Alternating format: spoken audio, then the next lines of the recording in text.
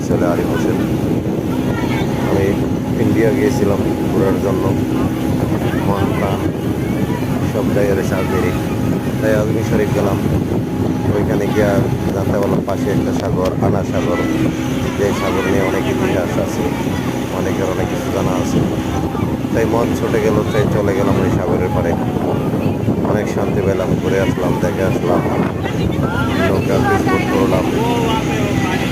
আপনারা যাওয়ার ইচ্ছা থাকলে যাবেন, আজমি শরীফ দ্বারাই যাবেন। ওইখান থেকে 1 কিলোমিটার দূরে আনা সাগর। আশা করি ঘুরে আসলে মনটা ভালো লাগবে, দেখে আসতে পারবেন, সুন্দর লাগবে।